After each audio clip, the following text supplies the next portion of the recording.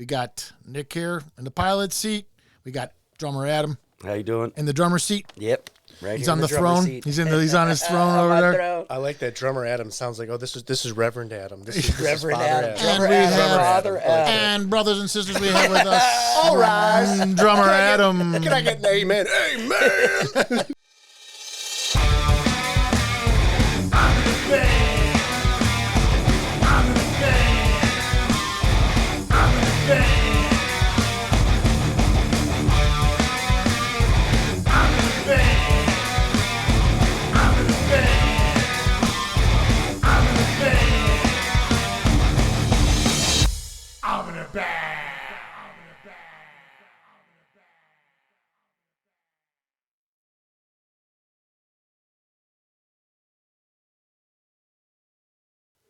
And we are back, everybody, for another episode of Level Up Cleveland. And this week we have the winners of Best Rock Band from the Cleveland Music Awards, Wake Magnolia. That's right. From left to right, let me announce the whole entire band to you. The whole band. Nick Galbincia, he's the singer and the guitar player. What's up, Brian? What's up, Level Up? Yeah, man. And we have to his left Adam Miller. He is the drummer. And literally, that is the band. That is the band. This isn't just like two of the guys from the band. This is the band. So it's kind of White Stripes-ish, esque, I guess, as you would say, as far as the number of people that are in the band. For sure, yeah. Black Keys, Royal Blood, yep, two-piece, yep. Yeah, and it's very cool. It's very interesting. And we'll get into this a little bit, but I always find it interesting, the two-piece bands, how you find ways to get bottom end into these songs and the clever creativeness that you guys have to kind of like go about, whether it's just using the bass drum as a real heavy thing, or some of the effects that you'll add to your guitar, which adds the bottom end and kind of gives it that thing that songs need. Fills it out. Without having that person there playing that part. I think it's interesting as hell. Yeah, absolutely. Yeah. And you guys, like I said, you guys won the award, which is voted in by the fans, it's voted in by the people, which means, you're doing something right. Yep, yeah, thank you to all Thank our you, fans. everybody who did vote. Yeah, winning best, rock band in the home of rock and roll, Cleveland, Ohio, was pretty damn cool. Yeah. Were you guys a little shocked when it all kind of played out? Hell yeah, I was shocked. I was stoked about it. It was just, it was awesome winning, but it was just more cool to be in an environment where there was just celebrating music. I think that was the coolest part, at least for the me. award ceremony was awesome. I had a great time there. Yeah, the award ceremony. You felt like a rock star, but just talking with people and just hanging out and just an event celebrating all the awesome local and even international big acts that come from this area. It was awesome. Yeah, and that's put on by Mark Rasmussen. Yep. Mark does no cover. No cover. Yeah, and he was also in here. This is season 4. We actually started season 4 with Mark. Oh, right on. Yeah. It's a pretty long. It's a long interview, and we cover everything. And super interesting guy. I mean, he's got all kinds of stuff going on. It's wild. Yeah, he's a hard worker. It's awesome. Yeah, he came here and built that ceremony from the ground up. Yeah. Well, he had this in California, and he was doing it over there, and he brought it here, and he's like, "Well, no one's doing this." And the first year, very successful. And you guys won the big one. Yeah. Right? I mean, that was like one of the biggest. That's one of the biggest ones given away is to best rock band in the thing. Yeah. Now I've been listening to you guys as I do all the bands that come on here for the last week or two. I've been really kind of like getting into your music. And what's cool is you guys have a lot of cool videos footage also that's out there that's well done. It's live, and you guys are really good live. You're both really good musicians. So when you see you live, it's basically the songs that you're hearing, recorded, and so all that's available, and I've been into you guys really a lot. It's obvious. I can see the reasons why you guys won Best Rock Band. Thank you. You're writing killer songs. Thank you. That's awesome. Yeah, thank you. But you are. That's really the truth. You guys are writing really, really good music, rock music. Yeah. That's like, it's so hard to wrap your head around it unless you're listening to it, because it just seems like two pieces is so hard to fill out all that sound. But you guys are doing that. You're filling it all out, and you're not doing it by trying to play 100 million notes in a. You're really doing a well job of constructing these songs and stuff. As a drummer, I got to tell you, dude, you're so tight and so precise. Thank you for with that. every little thing that you're doing there. But you have to be. Yeah. Because you don't have any way to like hide. There's nothing to hide behind, dude. There's nothing to hide behind. Yeah, and it's like so precision and everything, and when you have that already is like the foundation of the song, you're the perfect guy for the rest of it. Like, Thank you. It just really works out well, and it's obvious why people really have taken to you guys. Thank you. Awesome. Brian. Yeah. Thank you. Yeah, I mean, I'd say everything we do is with purpose, like, again, like, and this is, because we get asked that question a lot, like, oh, being a two-piece, how, to your question when we started off, how do you fill out the sound? And I'll say, probably the number one thing that we get complimented on, at least I take it as a compliment when we play live, is, damn, you guys do not sound like a two-piece. I didn't know there was only two people up there. So we hear that almost every show, which is awesome. But it's kind of built into the magic. I mean, the way Adam tunes his drums and the way in which he plays is technical, but not overly technical. I play really loud. Yeah. I play really loud. I use bigger cymbals, so I'll use rides as crashes. You know what I mean? To help fill more sound. Correct. Yeah, more sound. You'll like detune your drums. I'll detune my drums. I have a way bigger kick drum, so I do a lot to try to fill out the low end. You know what I mean? That's not there from the bass. I got you. Yeah. But even the way in which you're playing, it's not like you're just like doing. No. It's not like you're filling constant. Again, it's done. That's what I mean. Purpose. Yep. It caters to the song. Yeah, and even with my guitar and so the pedal board I've Pedal board constructed helps a over lot. the years. I run 2 octave pedals to give the guitar some low end, not trying to mimic a bass, but just trying to turn the guitar into more than the guitar, right? Which, even of itself, and this is the other thing we say all the time too. You just complimented our writing and our rock vibe, but the cool part, the creative part about the process is we have to be creative. Being a two-piece, and especially in the modern age, especially playing live, being a two-piece, we don't use backing tracks. At least currently, we don't use backing tracks. It's all what two of us do on stage. So that caters to the writing, how the song's written, the way in which I play, the way in which, again, the song's structured. So just hearing you compliment that, it's like, okay, yeah, we're doing something good. Something. Cool. Must be doing something right. Must be doing something right. Like, how did you guys come about the idea that that's how you wanted to stop? There's a cutoff. You're like, well, we don't need a bass player. We don't need anything else. Why? It was a two-piece before I even came into it, and then I came into it, so... Yeah, so I'll kind of give a little bit the history of Wake Magnolia. So I moved to Columbus 2015 I went to OSU for my graduate school down there. I was down there for a couple of years. Ended up moving back here for work, and I wanted to continue. Pretty much when I was down there, the band at the time was a different band with the original drummer, Kev, of Wake Magnolia. And so when I came back from Columbus, I'm like, okay, it's time. I have a real job now.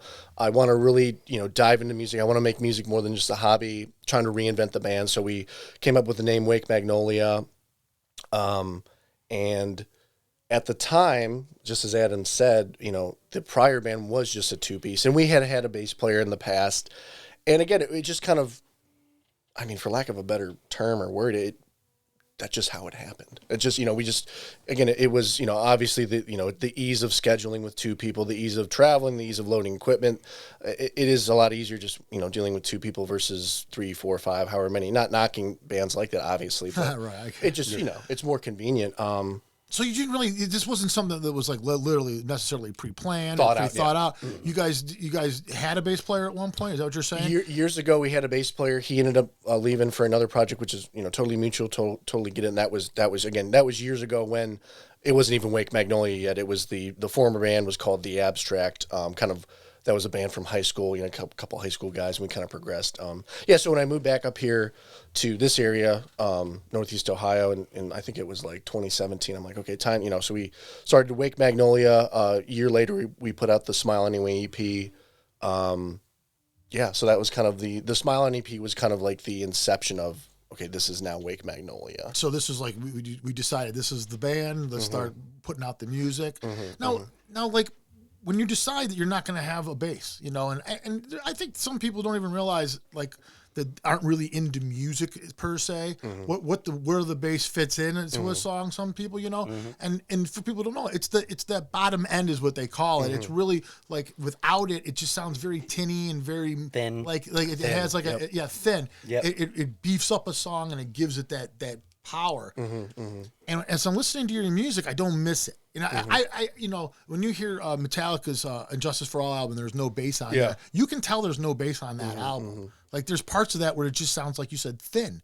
Where you guys have figured out something, and I think like it's just compensation in other places is what you're kind of what you're doing. You're taking the actual bass tone of a guitar and you're kind of like giving it a boost in some spots through using pedals and using different stuff like that. Exactly. Yeah, it really is all physics. And you know, when you start talking about music in the frequency space. So I will say, so on our recordings, Shadowcast Light record and our Smile on EP, there are bass tracks on there, but they're mimicking the guitar. They're lower. So on the recordings there is a bass guitar, Very hidden. But when we play live, there obviously isn't. So you have to be conscious of this though, because you can't overdo this on the recording because then the song won't sound right live. Exactly. Correct. Yep. And just I was pointing out, I mean, from a physics standpoint, again, from frequency of music, like I mentioned prior, I run 2 octave pedals for my guitar tone. So and again, part of the IP of the sound is I manipulate that and tweak that where it still sounds like a guitar. You hear the guitar, but to your point, there is low end. And I think my personal opinion is especially in a live setting, to your point of, maybe someone who's not a musician or doesn't have that technical knowledge about, music, they really don't hear the bass live. You feel the bass live. It's a real good point. Right? Very so good. from a physics standpoint, it's energy you feel. So when we play live, we have to compensate in some form. So just as, The detuning the drums helps. Oh, yeah. More booming, having a bigger kick drum, more booming, bigger cymbals, more ringing, playing loud. stuff like that, playing very loud. And being stuff able like to play and being able to play at a level, because now you're putting yourself so out front now, where a lot of people, bands are more mixed. You have everybody kind of like in a spot. Yeah. But you guys really aren't like that. You're very dynamic in your sound, where you have a real heavy bass drum coming out, so you can't fuck up. No. Yeah. You know what I mean? Like you really can't. And sometimes that bass drum's a little tricky for some drummers that you never really hear them mess up the bass drum too much. You can be a little off on that, and it just kind of blends all together. You cannot. No, I have to. Yeah, it's precise, and I think that's a reason why you guys can do what you do. You can't. Not everybody can just. Not any 2 musicians can just get together and make a band.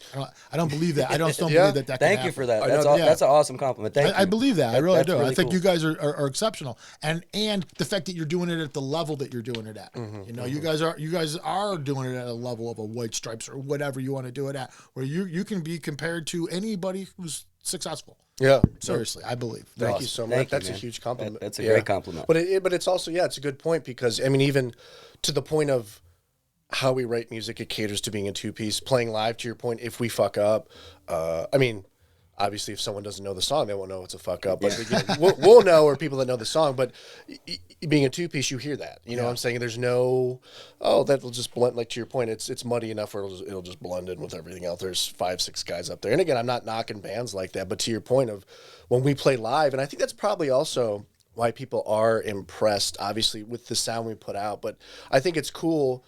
Because, I'm not trying to, kind of get in people's minds, but they, we were setting up, they only see 2 guys, they're like, oh, what is this going to sound like, Which is honestly probably good from a marketing point, too, because it sparks curiosity, so they probably stick around, which is a good thing, too. Well, I think backing tracks is what people are automatically assuming today when they see 2 guys. You think, well, there's going to be backing tracks, and you guys aren't doing that. And I usually like setting up front, so I'll set up like up front a little bit to where we're beside each other, to where I'm not in the back, and that kind of fills it out too. Sometimes I don't get to because backlining and stuff, but the way the venue is, and that makes sense. You know what I mean? But when we can, I prefer to be up front. Correct. Because it's different. I think it just makes it look different, sound different. So well, you know why? Because in some weird way, you kind of are part of the front band. Man, there's 2 there's people. 2 front.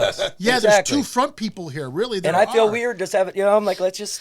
I feel distant, But it's got to be kind of cool playing together in that way. That Pat and I are a 2-piece, similar type thing, exactly, right? Yeah. And we only have each other to worry about. Yeah, exactly. Like I don't have to worry about anything else or anybody else. And we've grown. We know each other forever, so we know each other so well that nothing else really, it's like sometimes we don't even need to talk. He doesn't, like, we sit here all day and do this, and he just does some I stuff could with his just, hand. I could just go like that. I know exactly what he's talking about. I could just nod. He's like, oh yeah, I got it. Yeah. And it's so, and the other part of Pat is like, I am so comfortable. I can sit here and do everything I need to do, and I don't have to worry about nothing over there. I trust him. Exactly what he's doing. That's got to be I feel like that's where you guys are probably at in this whole thing too, where it's just such a something that other bands don't get. It's because there's only two of us. Two people matter, right? Well, I think it's only, it's not only because it's two of us, it's because, our chemistry, our synergy as musicians, as people. Adam and I are best friends. Like there's no, and I think again from talking about the chemistry you see, and people see that we shows. We get compliments. Yeah. We're very blessed. Our fans and people that even don't come to see us, that sometimes will stay after and talk with us because they're just like, wow, you guys are awesome. At the music show we played a 1 year anniversary of our Shadowcast Light record, November of 2022. And I remember after the show, sorry to deviate, but this is just, I love sharing this story. There was a couple who came up to the merch table after the show. You were selling merch after the show, trying to make pizza money. He's not joking either. And we like our pizza. The WM boys like our pizza and Taco Bell.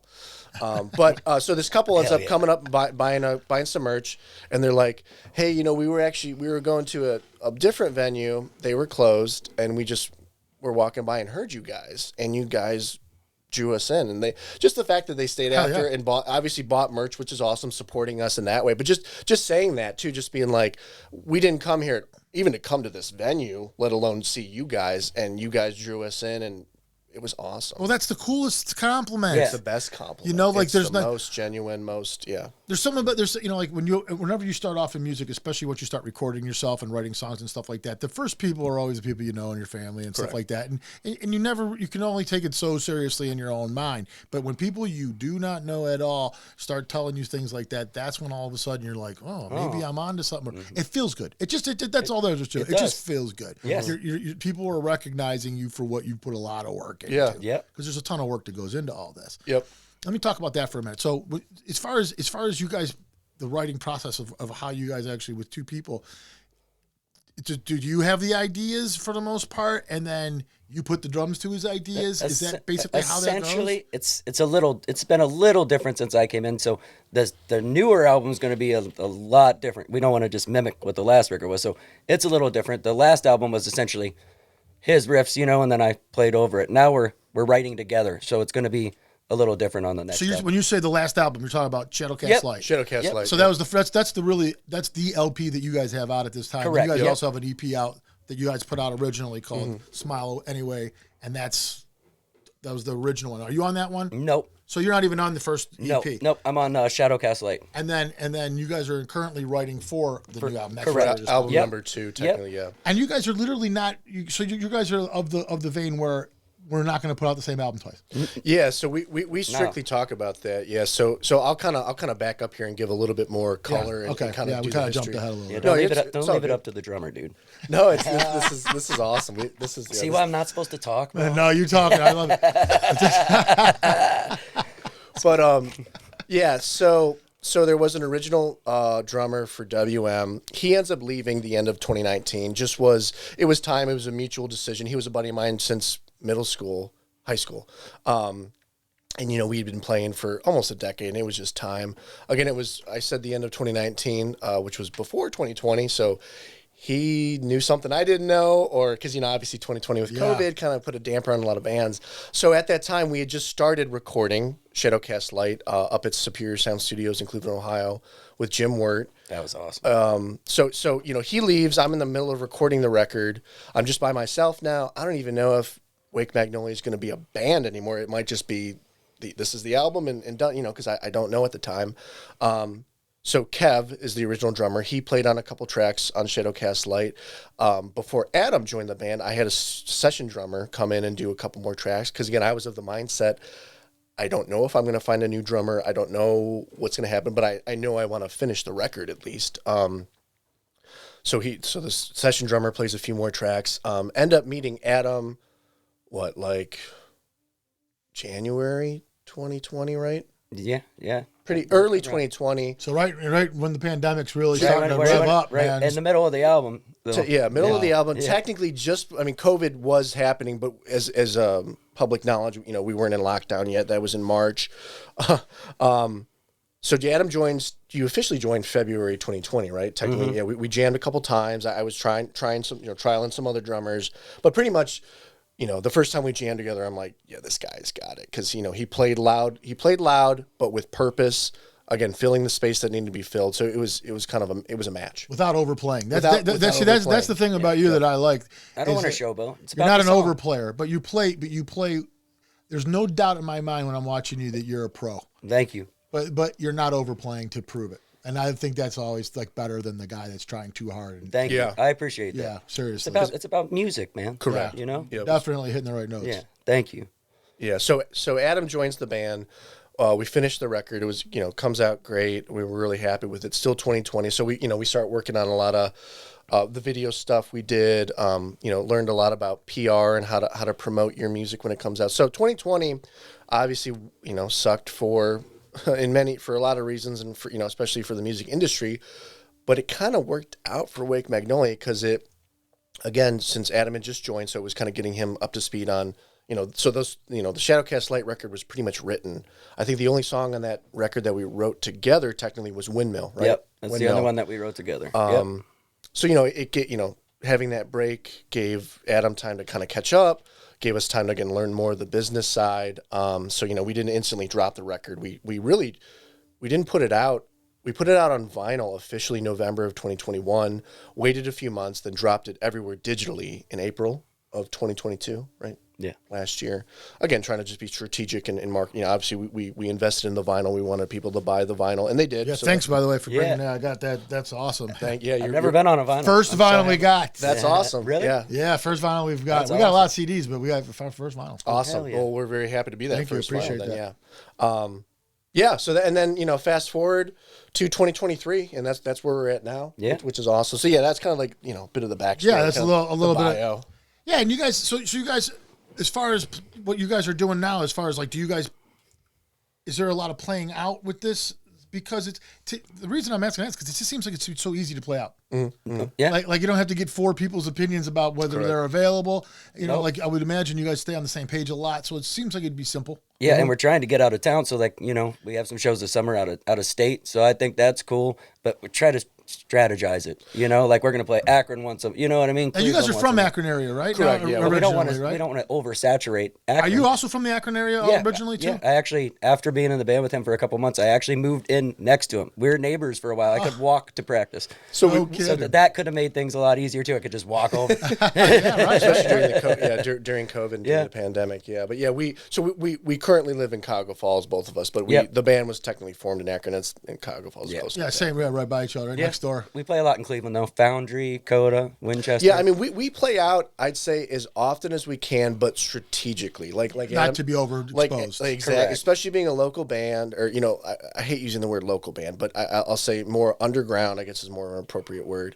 But yeah, you don't want to oversaturate your market. You don't want to book shows, in the same area right next to each other. Because again, you want to draw, and especially from the venue standpoint, you want to look good to the venue. Sure. Obviously, you want to put on you want to promote well for that show. So we play as often as we can, but strategically. And as Adam just said too, we're getting out of state this year, which is awesome. So. Which will allow you to play more often because it's all about area, right? I Correct. mean, it's like you just don't want to saturate one area with too much of Wake Magnolia. And where people just get tired of you. Exactly. That's how you feel it'll happen. Yeah. Right? Yeah. We don't. I mean, again, we don't want to be a house band for a venue. Again, not knocking bands like that, but that's not our goal. That's not the path you want to take, and that's it. You don't think that's the successful one. There's all kinds of ways you could do this, right? Mm-hmm. Have you guys noticed anything changing? I mean, it's relatively new, but since you guys got this award, has it done anything different? Are things different now a little bit because of that recognition? I feel like we've got a lot more show offers. Yeah, I'd say Adam and I are both very humble people, and we're not. I mean, obviously, it was an honor, and I still say it's an honor. I mean, but at the end of the day, music's not about an award. Again, why to me it was really about celebrating Cleveland, the scene and all the artists that are here. But winning that award, getting that recognition, Yeah, I mean, we get. I feel like it's helped. People reach out to us. It has for to, shows. right? Oh, yeah. I feel like it's helped a lot. Honestly. And as far as like you guys, do you guys keep track of your like listens and all that kind of stuff? All the data. Yeah, It's all him. I mean, you had to see a tick on when that happened because that just. If I'm reading something that says best band and I don't know who that band is, I'm one of the people who are probably going to go find out who's that. We got Nick here in the pilot seat. We got drummer Adam. How you doing? In the drummer seat. Yep. Right. He's on the throne. Seat. He's on his throne over there. Throne. I like that drummer Adam. Sounds like this is Reverend Adam. This is Reverend Father Adam. And Drummer we Adam. have Father Adam. and brothers and sisters we have with us. All rise. Drummer Adam. Can I get an amen? Amen. What the hell? So, anyways, well, we were kind of talking about we were hitting on the fact that you guys won that award and everything, and I know you guys are like we're humble about it, but there's a lot of cool things that come. You just can't help but like the fact that you guys are recognized and all that kind of thing, and no matter what, the only reason you really do this, I know everyone. I do it for myself. But accolades there's nothing wrong with that either. Yeah. Being recognized for what you do. That's why you do it in front of people. Correct. Right? Yeah, especially amongst your peers too, because it's almost like in science they use they use the term peer-reviewed articles. So when you're in front of your other musicians in the scene, and you're compared to them directly, not compared to, what I'm saying, for an award like that. Yeah, it's an ego boost. Yeah, I'm not absolutely. gonna lie. Yeah. Now, do you guys have other bands that you guys hang with? As far as like, is there other musicians and bands that you guys are kind of friendly with and stuff that you guys will play out with or that kind of thing? Yeah, The Last Witch. I like playing with friends with those guys. The Intangibles. Love the Intangibles. I love playing shows at the Intangibles. Yeah. North Coast Shakedown. North Coast Shake. There's a lot of bands, man. So you guys are in like a group of there's a whole group of you guys that kind of like know each other. And would you say that it's almost like a faction? We call that's what me and Pat tend to call them. But we notice that there's a lot of like bands tend to congregate with other bands. And then there's a group over here, and sometimes they'll even interchange parts. Like these bands will be together, and they can like form a side project band with each other based on just because we want to do this music and it doesn't really fit what we're doing here. So let's see. Does that exist with you guys? Do you guys have something like that kind of? I mean, for us personally, I would say so. Just this before we came in here, I have a local studio I run in my basement of my house, Blue Marigold Music Company. Marigold. Marigold. So you guys have a thing with flowers. I like flowers. Yeah, so Nick likes flowers. I like. He likes if you flowers, don't know, man. I like color. I like flowers. I like. Is that an artistic thing with you, or do you have other forms of art that you do also besides music?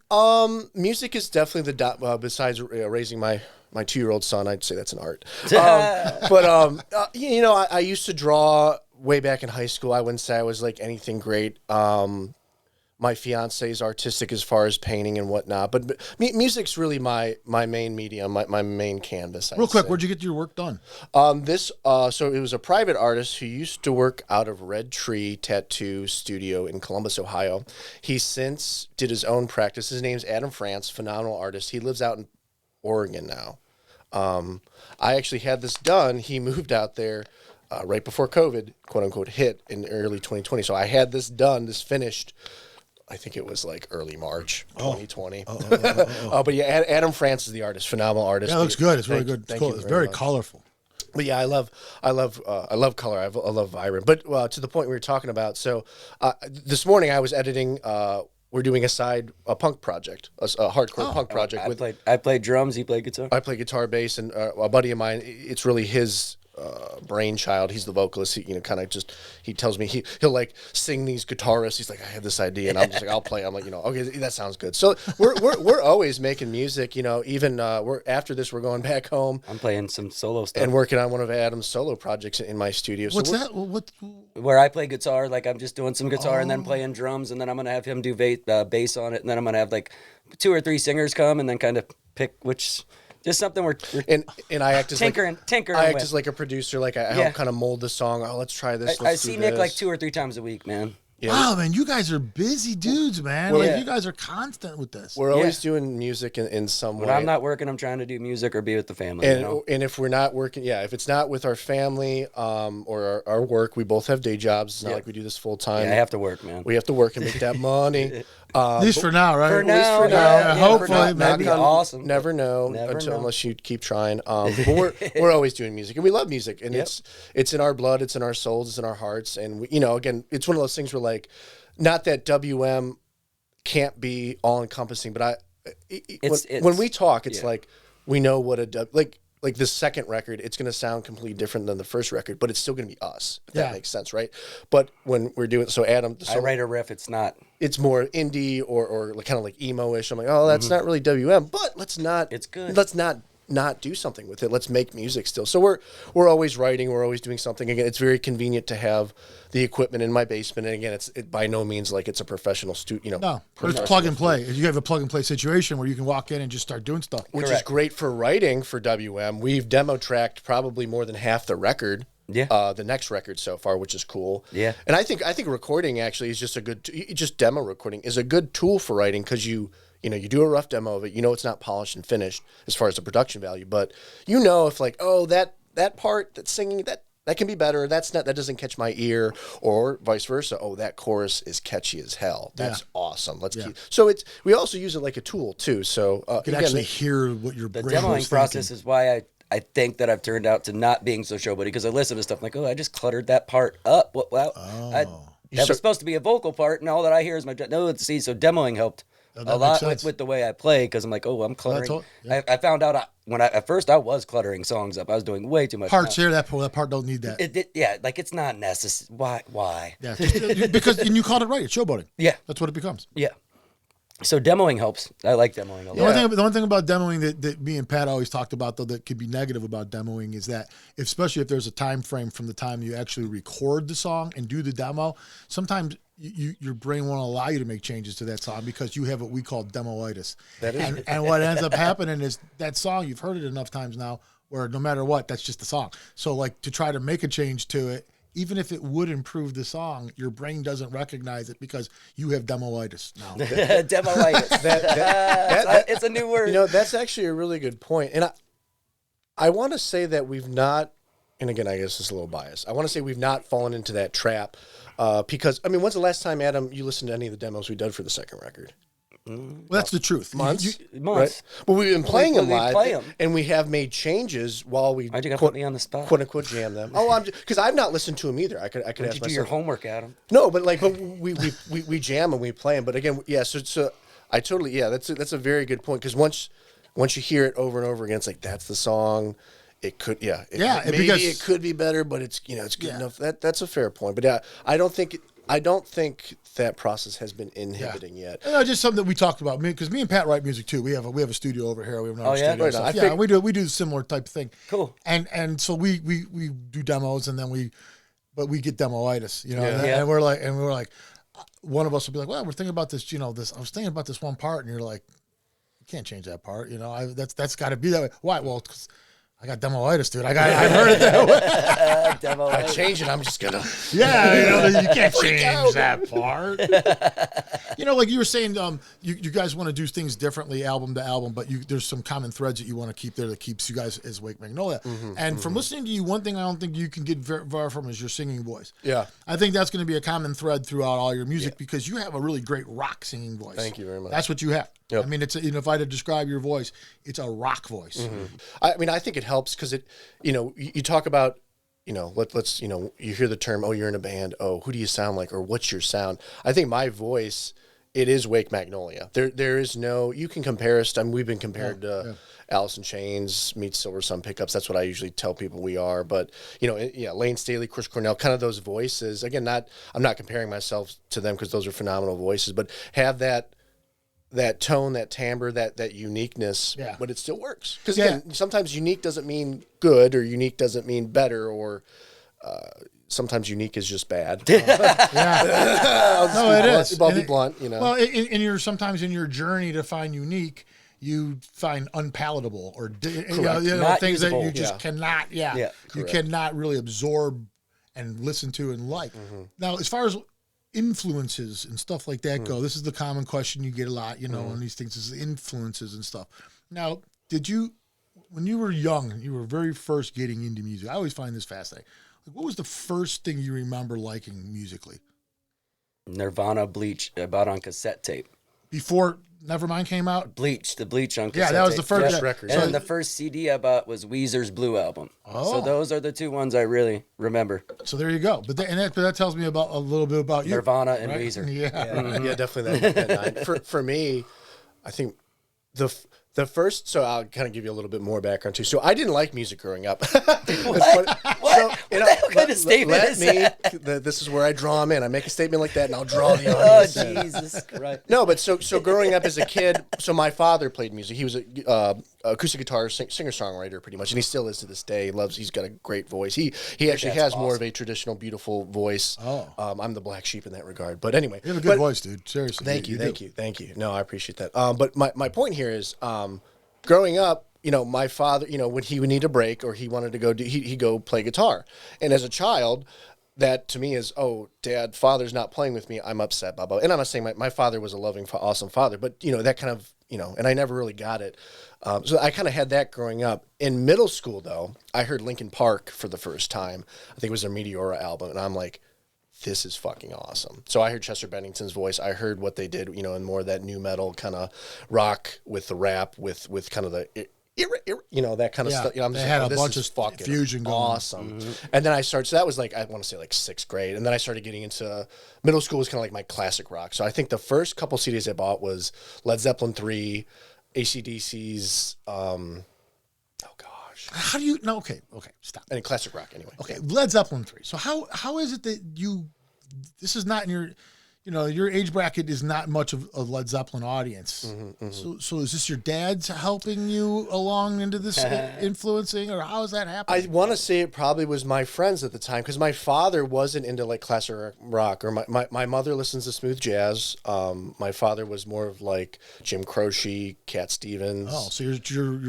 traditional singer-songwriters from the 70s. Yeah, so it wasn't like my dad was playing Black Sabbath or anything like that. So I want to say it was my friends and my peers at the time, because, about middle schools when all my buddies were getting their first guitar. I got my first guitar. What do you learn? You learn Smoke on the Water. You learn Iron Man. Your basic riff songs. Yeah, your riffs. And that's where, I'm a riff guitar player. I don't know if you can tell. Oh, yeah. Absolutely. But that's what has always been near and dear to my heart. So I think, once I heard those songs and like the riffs, I'm like, I'm drawn to it. But at the same time, too, there's a reason why the Rolling Stones are still touring. There's a reason why, all these older generation bands are still popular, and their T-shirts are at Walmart and Target and Kohl's. So I think it's, for me, it was a little bit localized, but also from a more macro scale. I think that's just how music is. People, we as an audience love that era of music. From the Beatles through the 90s are kind of renowned as like, I'm not saying the best songs have been written. I'll never say that because I don't believe that, but they're phenomenal music. And there's a reason why that music's still cherished and listened to today. Yeah. What I do think, and this is kind of my theory too, and I think this is, it's kind of a little bit morbid, kind of a little bit, but so we're living in a different age of music. Again, it's not, the music industry is not the machine it was, to your point of you can get anything, anybody can make music, which is awesome. You can get it anywhere. You can get it usually for free anywhere. So it's at the ready. So it doesn't make it as special. It's like if you had Christmas every single day versus one time a year. It's not as special, right? But here's my this is inside the brain of Nick. We're at the point in the music industry where the Ozzy Osbournes, the Dave Grohls, all these rock gods are getting older. The Mick Jagger, the Steven Tyler. These rock gods are getting older, and again, mortality is, we're all one day going to die, unfortunately, but that is reality. My prediction is, again, it's morbid, but once those rock gods start passing and going into the next world or whatever it is, there will be a resurgence. There will be a void of people want that rock and roll back. They need people on the top. They need to fill that void, and I really think there will be a resurgence of. And again, rock and roll obviously is popular, but if you talk to like the music critics or the experts in that field, we're still in like the hip hop rap era, which is fine. It's been popular since obviously 90s to this day, that era. But I think that's going to switch here in the next decade and a half, two decades. And that's my prediction. I think that's an over. And when you say that, you think rock will make the resurgence. I think rock will, because there will be a void of these godlike people. And I mean, it's one of those things as an audience, look at COVID. Venues shut down for almost a year. And, coming back out of COVID, people are showing up to shows now. Everyone wants what they don't have. As soon as you don't have it anymore, you want it. And I really think that's going to be kind of playing into the psychology of the music industry. Awesome, dude. That was really, I love, I agree with pretty much everything you just said. I do. And based on what you just said, do you guys notice that, though, that this year's been that year? Like, it seems like, I don't know, to our perspective, though, it just seems like there's definitely a way huge uptick from even last year as far as bands playing out, venues that are starting to open up again. Mm-hmm. You're starting to just see a resurgence of just the excitement, just in general, of these gigs that are coming out. How many festivals can there be? That's one thing I'm asking myself. Like, every time I look up on Facebook or Instagram, there's a new festival being announced somewhere at some time with all this stuff going on. Which is cool. That is awesome. So it's coming back, man. I mean, it really is. It's coming back in a big way. And I mean, you guys got to kind of be happy with that, because the timing of that and you guys, where you're at right now, seems to be like a perfect spot. It really is. It is. Yeah. And these awards things that kind of like, I mean, I gotta keep bringing that up, but the only reason I'm bringing it up is because I just think everybody needs an edge. Yep. Everybody needs an advantage, some way to separate you a little bit from all the other ones. You just can't rely on your music usually to do that for you. Yeah, I mean that is reality. Again, is true. You have to look at it like, I mean, if you want, making music, being an artist is awesome, and anybody can do that. But if you want to be a band and quote unquote make it in the industry, you have to be a business. You have to communicate effectively and properly too. You got to market, you got to promote, you got to invest money in that side. You got to invest money in making your music and making it to the caliber in which you want it production-wise, but you have to put just as much money and effort, if not, into the marketing and the business side of it. Again, if you want to, again, quote-unquote, make it or be a band. And you could do those things, and obviously there's no guarantee. There's no, yellow brick road of like, do this, this, and this, and you will become a famous musician. Obviously that doesn't exist. So you just kind of have to, again, go put your head down, grind, do as much as you can to make good music, promote it, get it out there, and play it. Yeah, man, no doubt.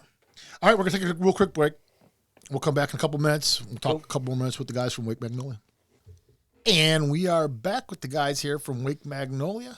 We have Nick Galbincia and Adam Miller sitting here with us right now. And real quick, I just wanted to show you guys the album. This is the first album. This is the first LP that you guys did. First full-length studio record, Shadowcast Light. And this is the one that you can get this now. Now, the thing I'm curious about is it's here on vinyl. And how do they get it? How can they get it? I mean, like, can they get the record stores carrying it and stuff like that? Or there's no interwebs. The interwebs, yeah. So we do everything DIY. Yeah, so honestly, Google our name, Wake Magnolia. We're the only thing that pops up on Google, at least last time I checked. We have an online merch store. Our link tree is kind of links all of our links, but our Bandcamp is dominantly the marketplace for our merch and the record. And then you have them at the gigs also. You always have them available there with the merch. Always have physical. Yep, always have merch with us when we gig. Yep. When we first talked about, because it was our first studio record, we wanted to put some physical media.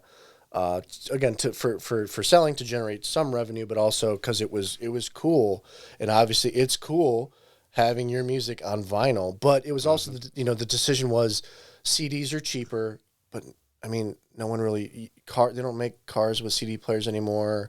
If you're going to listen at home, unless you at my house, my entertainment system has. I have a receiver, I have a record player, I have a CD player, I have a cassette player, I've got big ass speakers. So part of my entertainment center, along with the television, is music. So for me, my personal opinion is, if I'm going to buy a piece of media, to support the band, to support the artist, which is that's in this day and age, that's directly why you buy stuff, is because I like this band enough, or I like the stuff they put out, and I want to support them, other than just streaming their music, because streaming's fractions of pennies versus you can buy that for $30 directly from us. But it's also it's something you can touch and play with, and there's art. If you open it up. Yeah, I was going to just do that. Yeah. There's art. If you open yeah. So yeah, this is what's on this is inside, and what's okay. So we talk about this all the time. We talk about the differences between since digital's come out and when it was albums and cassettes and stuff like that. the biggest difference to me isn't sound quality at all. And let's just be honest. I mean, if you're going to talk about quality, then we have sacrificed quality for convenience in the last 10 to 15 years. That is the truth. You know, like as far as like when I remember when CDs came out. Okay, Penn, I can remember when they came out. First of all, they were supposed to be indestructible. But the other thing about them was it was the pure sound. It was pure. Yeah. There was no hissing. There was no crackling. There was no nothing. You were getting the pure sound of everything. I like the crackle though. But what sucked about CDs and what sucked about all the stuff in streaming was you didn't get this stuff. Yeah. You didn't get any of this. When we were growing up, there was no music videos, very little or anything. But what you did have was like an album like Kiss Alive 2. And Kiss Alive 2, you'd open this thing up and it had the whole stage and the fires blowing out everywhere, and you were just like, and you could listen to that whole album and never take your eyes off of that. And somehow your brain would take you places, and you were listening to this music, and the whole thing was mesmerizing.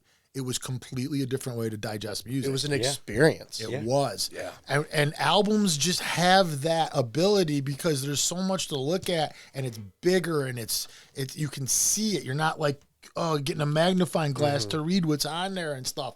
And you guys have everything here. I mean, like, this is pretty neat, man.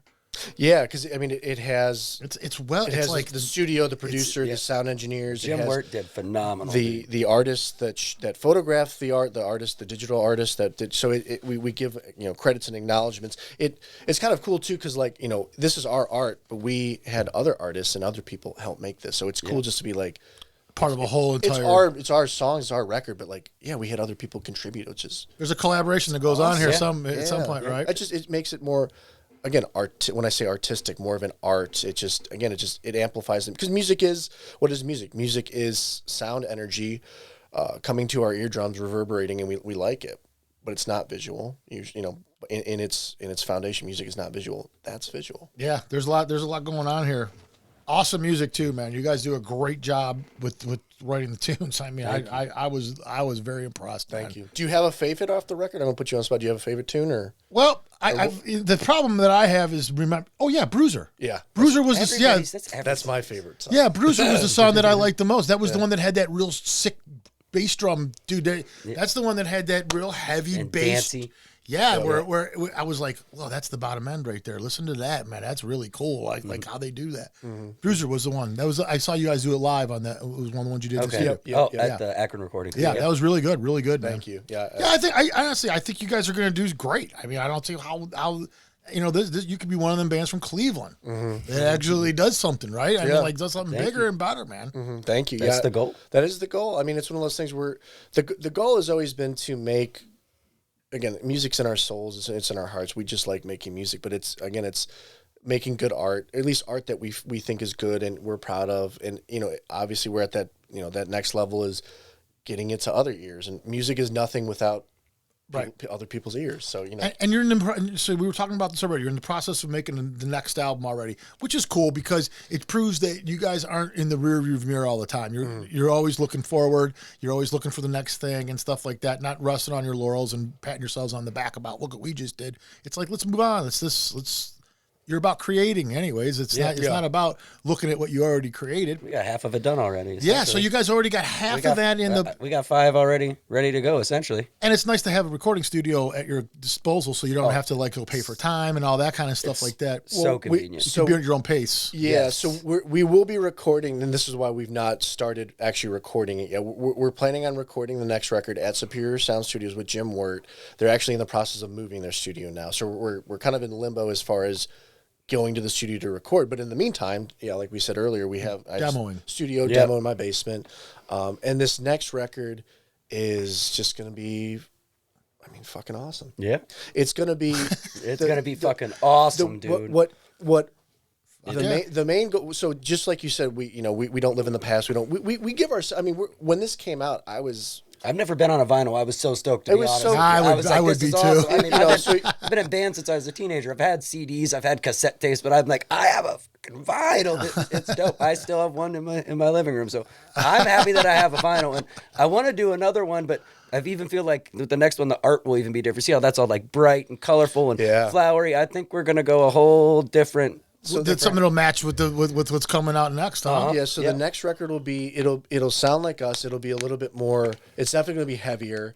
It's going to be darker.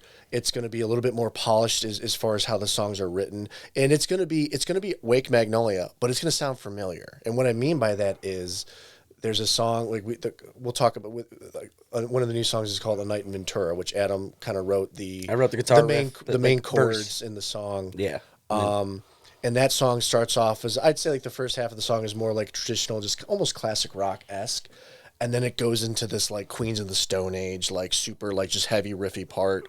One of the songs is, it's like progressive rock. Yeah. And it just, I scream, like I know I have like an aggressive vocal in this, but like we're actually doing like, yeah, like screaming. And so like, again, just have the sense of like trying something new and making it different. Still us. It's always going to be us because you're honestly, and I'm not saying this to you, but the voice, your voice is my voice. And it's distinctive. That's the voice is very distinctive. How we write too, obviously. But yeah, the next record's going to be heavier, darker, and it's just going to be. It's going to be like we're not doing this intentionally, but we're mashing up genres, which is just cool. Again, we're going to do a blues song on the next record. Well, you see it, but when I say rock voice. Yeah. Blues voice, rock voice, you have all that. It fits. Yeah, for sure. Again, and it's still going to be us, but it's just going to be cool. It's going to be something. Yeah, so you guys are pretty excited about what you guys have been writing. So excited. And it's different, but it's not. It's more of the same also, right? It's like it's kind of like that kind of feel. Exactly. Yeah. That's cool. I think the cool part, because we've been playing live these last couple shows we've done in 2023, and even I think the last show we played in 2022, we played a couple of the new ones, and. Seems to get good response. And this is almost like, I'll compare this to like being a stand-up comic. You know, when you're writing new material, you work the crowd with it. So, you know, we want to see how people react to it. And what we've heard, people are like, those new songs, those are fucking good. And these are strangers. These aren't. Right. Well, sometimes they're strangers. People I don't even know. They're like, oh, I didn't ever hear that one. That's really good. Oh, so these are people that come to your shows, but like you don't know them personally. It's correct. It's both. So people that have come. So the photographer Devin Keller, who did the photography for Shadowcast Light record, she shoots us live from time to time, show to show, and I remember her distinctly. She said, "Those new songs are awesome." Nice. Super. So both. So people that never heard us. You know, they're like, oh, those songs are cool. But people that have heard us a couple times, several times, they're like, the new stuff, we can tell. It is different. It's still you guys, but it's different. We like it. So that's good. That's what you want to hear. Hell yeah. You know, because you know how many times, we're going to play a new song. All right, I'm going to go get a beer then. Yeah, well, that is... No, that is true, though. Isn't that funny how that is? Yeah. Like you know, and the other part of that equation is anytime there's an interview with a band, you go, well, you know, you have 6 albums out. Which one is your favorite? It's the last one they put out every single time, right? Mm-hmm. And it's always the same answer. You should be. As an artist, you should be excited about what you're Absolutely. creating. Well, it goes back to that demoitis thing, too. It's the one that you like the most because it's so... You've just played it 8 million times. You just recorded it. It's so jammed in your head. You're like, well, that's my favorite right now. I love all them songs. You know what I mean? Demoitis. Demoitis. I learned a new word today. Yeah, man. Demoitis. I'm going to use it all the time. We love to share that word. I'm going to use it all the time. Oh, absolutely. I got to call it today, dude. Demoitis is kicking in. Until next time. Doctor, I got a fever. You got the demoitis, bro. All right. Well, you guys will be playing out this. You guys will be out this summer. You guys, know that this is July, and you guys will be out there doing your thing. And you guys have a website. We have a website. There's a link to all of our concert schedules there. Obviously, you can get to it via Facebook, via Instagram. But again, if you just type in Wake Magnolia on Google or any search engine you use, we pop up and dominantly are. And the link tree pops up real quick too for you, so that you can be able to get into everything you have. And you guys have concerts in that link tree. You have like actual live performances that you can click right onto. We have our YouTube page, which has a couple the music video for Sunburns, music video for Windmill, a couple live performances we did at Akron Recording Company, the behind the scenes, the making of the Shadowcast Light record. We did about a 20-minute documentary. You can watch that on our YouTube channel. This will be on there too. This will be. We'll link this obviously once this comes out on Level Up Cleveland's page. We'll link this and. Well, and then Pat he runs our webpage too, levelupcleveland.com, and he'll have your little bio thing sitting there, and then you click on that, and then that links you also to all your beautifully. stuff. Yep, awesome. He does all that for you. So cool technology. Yeah, man, it's awesome. We all work together, man. Yeah. We'll make something out of this thing. Eventually, this will blow up. This is this show, Level Up Cleveland. Yeah, Brian and Pat, you guys are awesome. This is awesome. Thank you for giving us the opportunity in this platform. But I mean, it's people like you guys that help make this. Even like we talked about with the Cleveland Music Awards and what Mark's done to the scene. This scene's getting. It's been for a while, but it's getting to a point where I don't know what's going to happen. I'm not, I don't know the next Seattle scene. You keep injecting the right people into the whole entire process. You might come out of it with something, Correct. Yeah. You have enough catalyst. All right, guys, keep an eye out for these dudes. They're already on everyone's radar screen. We're just a matter of what comes next. Really, I mean, the new music should be enough, right? I mean, actually, that's the next thing. So yeah, we obviously. What do you think? End of summer, in there, fall. So as of now, we're getting back into the studio in June. My prediction would be the first single would probably come out late fall. Probably. So September-ish? Probably September, October. Again, tentatively right now. Okay. The plan is to put out new music, whether it's a couple singles, most likely not the whole So you could be releasing singles along the way. I think we're going to be releasing singles along the way and not putting it all out at once. Yes, yeah. We usually, for this record, we put out actually several singles. But yeah, we'll at least have a single or two out in 2023, and we are super excited. You guys are going to love it. We love it. And it's us. It's Wake Magnolia, but you might be a little surprised when you hear it. I think you will. I think cool. Cool. I think everyone will. All right, cool. That's it, man. Thank you. We're out, man. Thank you, Level Up Cleveland. Thanks for coming down, guys. It's been awesome. That's it for us. We'll see you guys next week. Peace out. Peace. That'll be fine.